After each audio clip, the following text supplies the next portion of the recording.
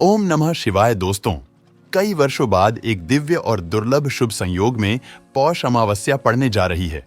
इसलिए दोस्तों, आज हम आपको कृष्ण पक्ष की चतुर्दशी तिथि पर पौष अमावस्या की पूजा विधि और कथा सुनाने जा रहे हैं। दोस्तों, जो भी सच्चे और साफ दिल से इस कथा को सुनता है और बताए गए अनुसार पूजा अर्चना करता है, उन्हें भगवान शिव के साथ साथ भगवान विष्णु की विशेष कृपा प्राप्त होती है।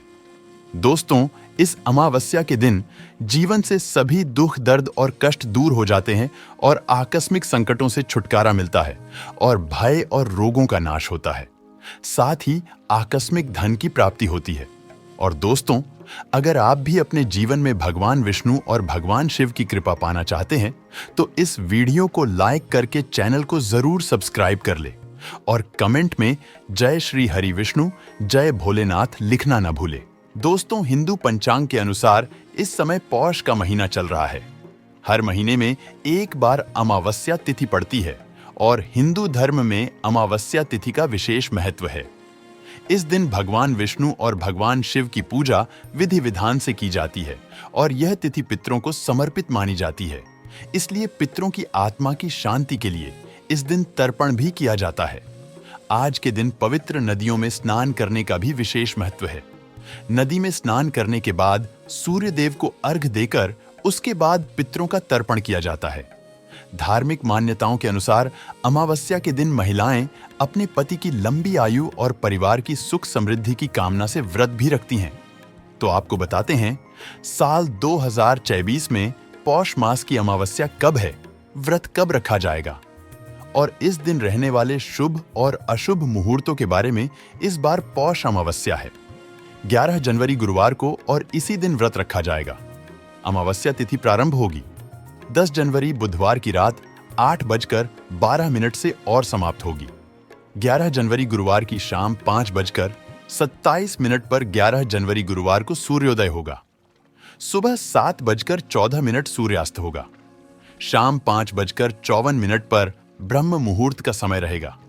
सुबह 5:38 से 6:26 तक अभिजीत मुहूर्त, जो कि पितरों के लिए तर्पण आदि कार्य करने के लिए या दान देने के लिए बहुत ही उत्तम मुहूर्त है।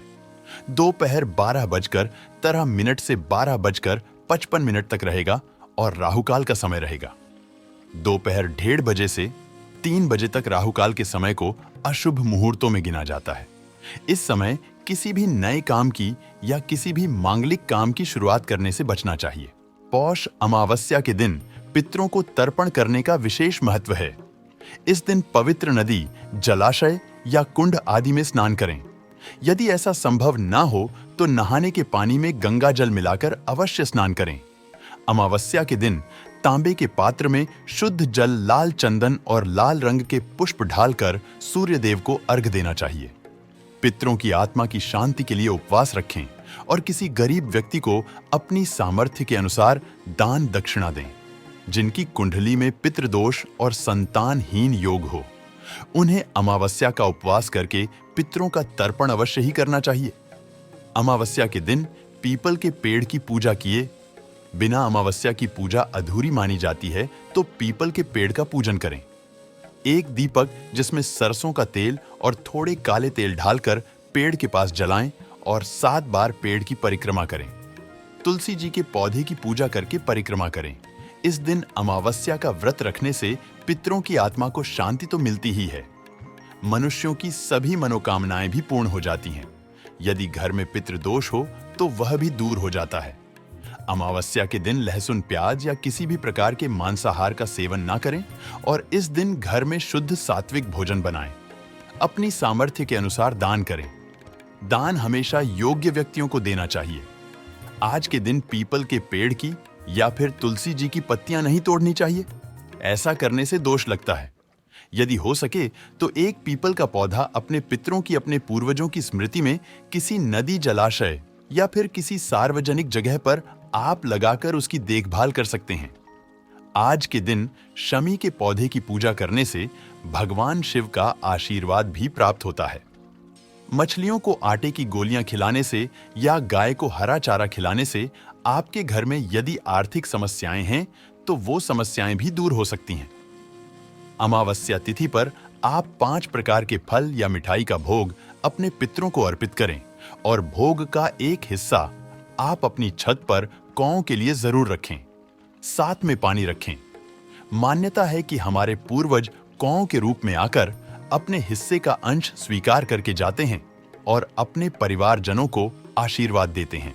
आइए दोस्तों, अब आपको सुनाते हैं पौष अमावस्या की कथा, जिसको सुनने मात्र से आपके सभी दुख दर्द दूर हो जाएंगे।